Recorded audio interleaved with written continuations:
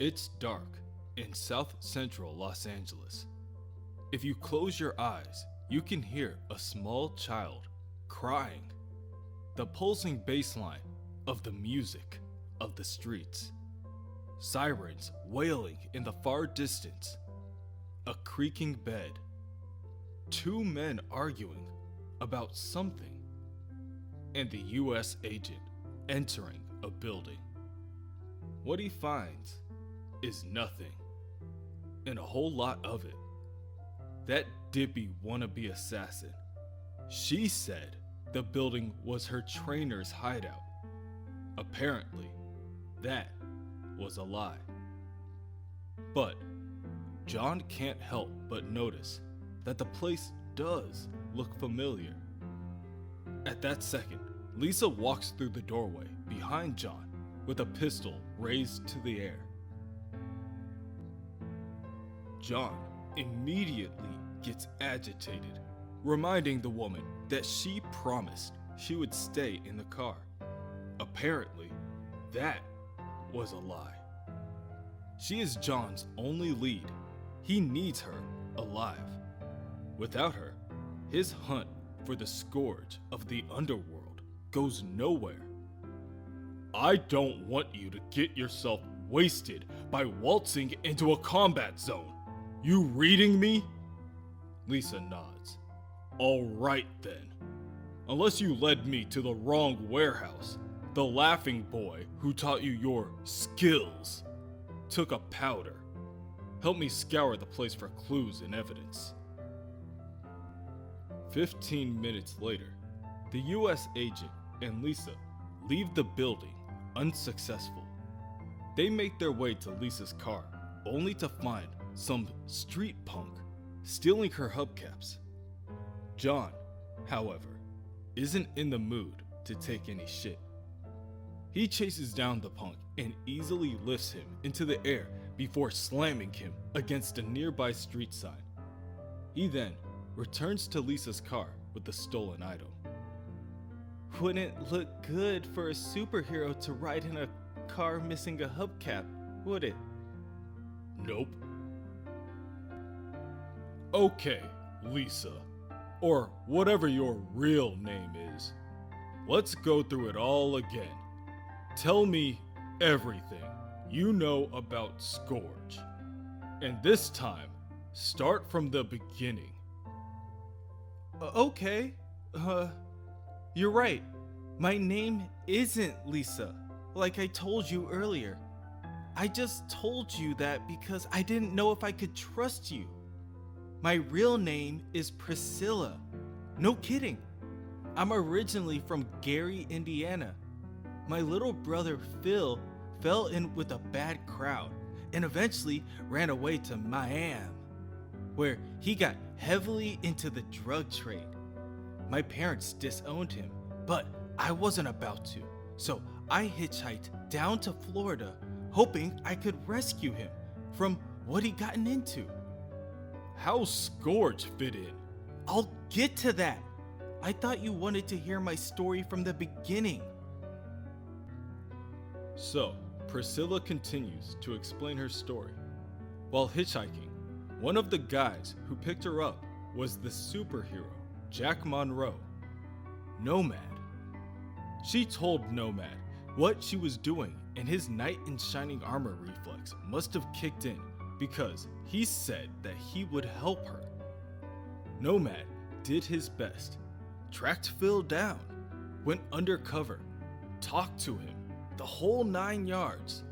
But Phil apparently didn't want to be saved. After that, she just gave up on her brother and decided to tag along with Nomad, becoming almost like his partner. Priscilla got to meet other great superheroes, like Steve Rogers, who used to wear a costume just like John's. Other than Nomad, there was Falcon and Demolition Man too. But all good things come to an end, and Nomad got mad at Priscilla when he thought she was flirting with D-Man. After that, he just took off. After that, She went back home, only to learn that her brother died from a drug overdose. The guilt was unbearable. Here she was having the time of her life while her brother was suffering. Priscilla wanted to avenge poor Phil, but she needed some real power. D-Man told her he'd undergone strength augmentation in a clinic run by a man named Curtis Jackson, the power broker, in Los Angeles. So, she went there and managed to get herself a personal interview with the man himself. That was the first time she'd heard of Scourge. While at Mr. Jackson's mansion, Scourge attacked, believing Mr. Jackson to be a criminal. And that is where U.S. Agent comes in. Somehow, John learned of the murder attempt and took Scourge down. A day later, Priscilla had a run-in with a disgruntled employee of Mr. Jackson's, Dr. Carl Malice, his chief augmentation scientist. He wanted to use Priscilla to take over Power Broker's operations, but she managed to outsmart him and call the Avengers. US Agent showed up then too, with the strength augmentation thing a bust. Priscilla just wanted to leave town as soon as possible. That's when a woman named Caprice arrived, stating she was a talent scout for a superhero training program. It turned out to be the Scourge program. Priscilla heard the terms and, desperate to get some valuable training so she could avenge Phil's death, she agreed to them. Soon, she was shown the warehouse the two just left, and she met a trainer whose name she was never told. For 6 months, 12 hours a day, Priscilla was privately tutored in various martial arts. She learned to shoot all types of firearms. She was taught surveillance and eavesdropping techniques. She learned how to escape from handcuffs, straitjackets, jail cells, and safes. And she was schooled in the art of disguise. Finally, she graduated and was given her first assignment to eliminate the small-time loser who once fought Daredevil, the Matador. She was all psyched to do it, but she couldn't. The guy looked harmless, babysitting for his sister's kids, and he claimed to have been clean for years. Priscilla fled, all her training and conditioning having flown out the window when put to the final test. When she got her wits together, she called the Avengers. Elsewhere, yet another Scourge is directed by the mysterious Domino to their next hunt. This one, a man in a green trench coat. He parks his blue van in front of an adult-only movie theater before walking up to the front counter and ordering a ticket for the film in progress. He makes small talk with the ticket salesman, but keeps his eyes fixed on the man with long, disheveled black hair and an overgrown beard. The woman at the counter pays this no mind. She just hands the Scourge a ticket, and he walks into the theater. Once inside the showroom, Scourge shuffles to sit directly behind the man with the beard. The bearded man angrily tells the man in green, "This theater's almost empty. What's the idea of sitting right behind me?" The man in green responds, "I paid my money. I'll sit wherever I want."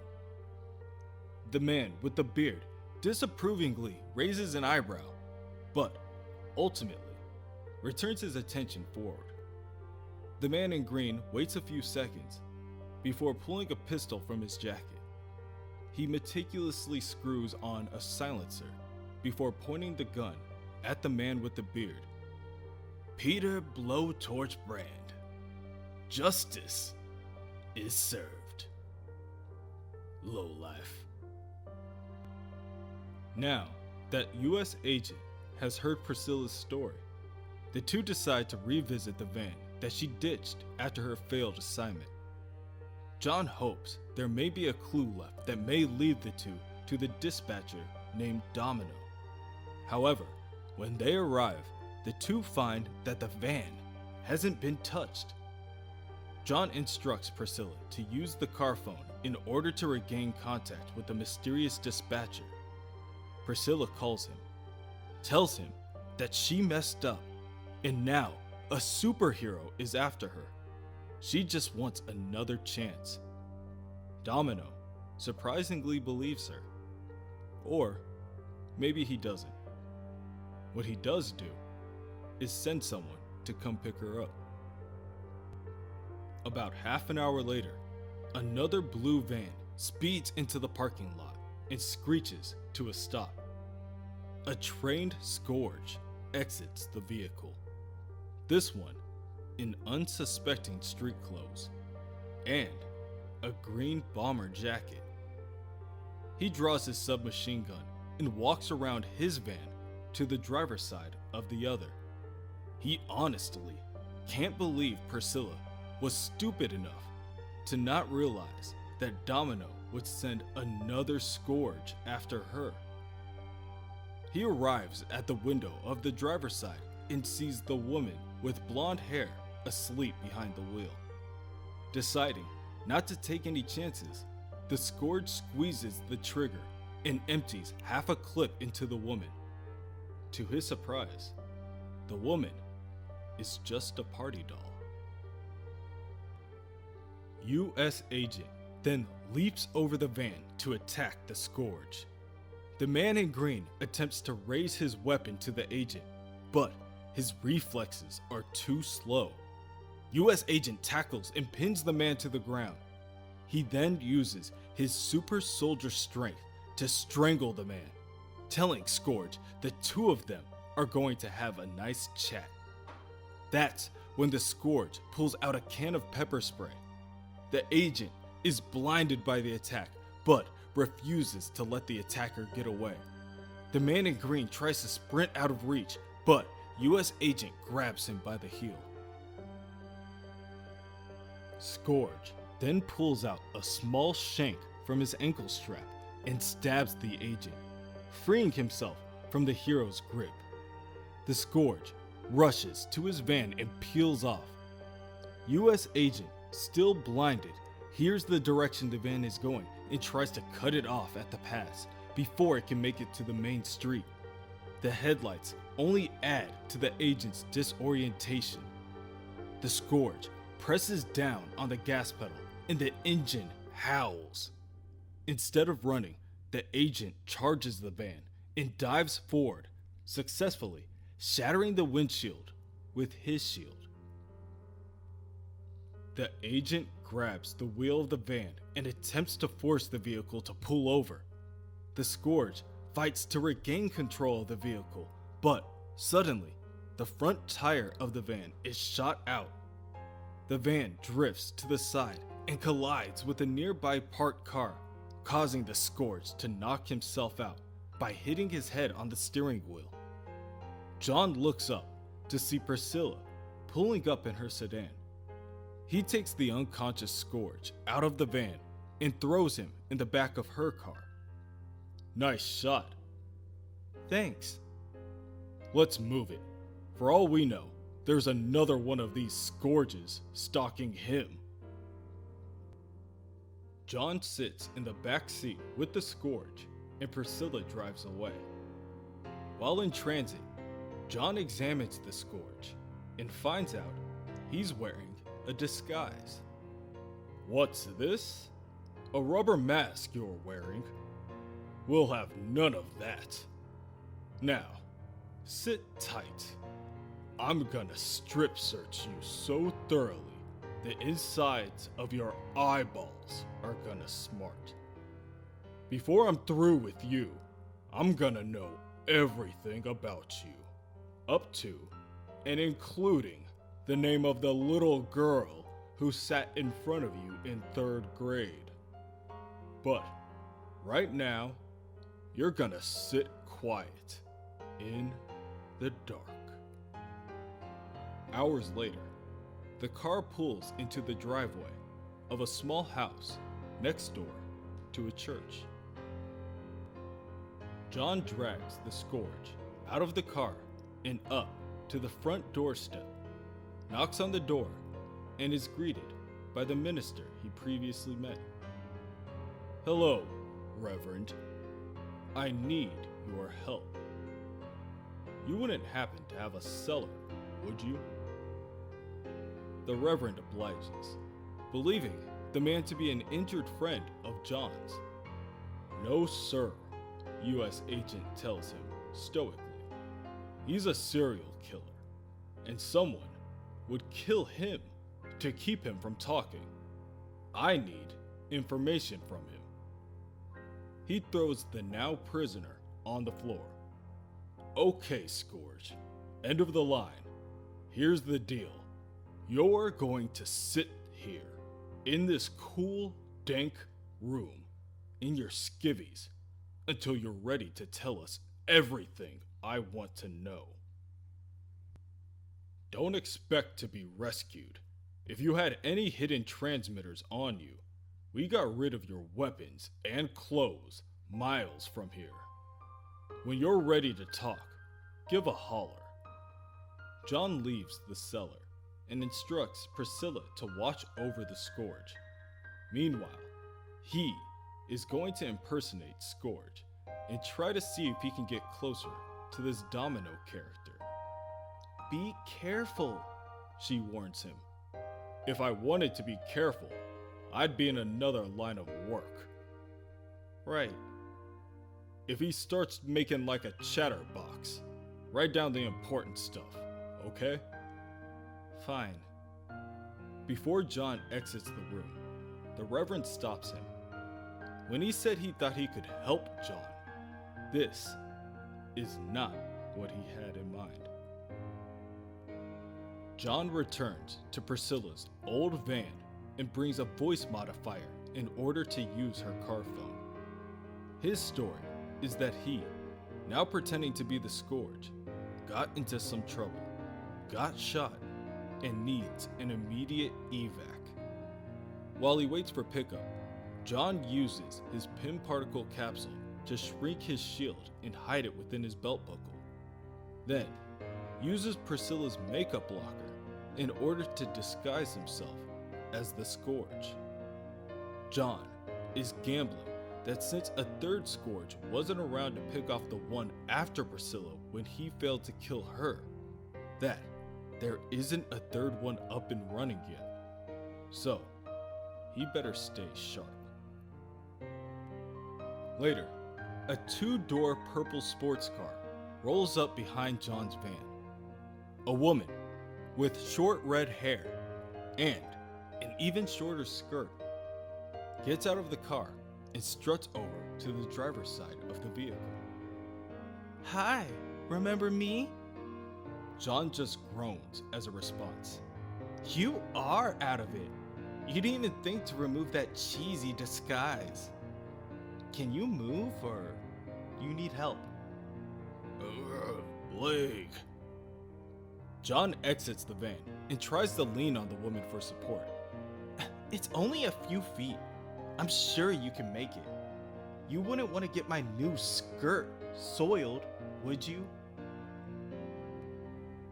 John sits in the car, thinking to himself that the woman couldn't conceal anything in that outfit if she tried. "Sit tight, Decker. We're gonna get you medical attention in less than half an hour, traffic willing." "So, you iced the recruit, "Yeah." A pity she didn't work out. She might have made a good addition, Guess. Oh, I have something for you. Without looking, the woman reaches into a compartment and pulls out a pistol.